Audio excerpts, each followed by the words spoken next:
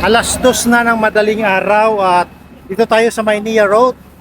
Tupok na ang area na to, no? Yung mga nasa gilid lang ng kalsada, yun na lang yung mga natitirang bahay. Pero sunog pa rin yan, ha? Ang loob dito ay sunog na lahat. Napakaraming bombero dito, mga siguro kung bibilangin mo, mga nasa mahigit 100 bombero.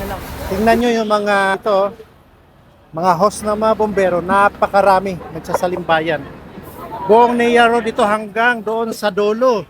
Yung mga gamit nila nandito hanggang dyan sa likod ng mga bombero.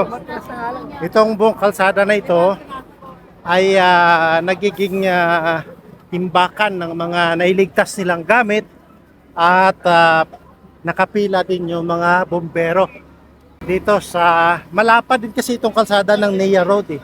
Tsaka maganda, simentado, maayos. Ito na lang itong mga bahay na nasa labas. Ito na lang yung natitira eh. Ang loob niyan tupok na tupok.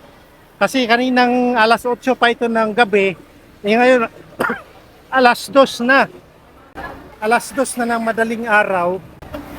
Nandito pa rin, hindi pa rin talaga tapos. Kasi binabantayan pa rin itong mga nasa labas. Pag hindi kasi ito babantayan ng mga bombero, mamaya yung mga apoy na namamatay na at ano na naman ulit yan, sisiklab yan pag hindi nababasa, pag natuyo na sila.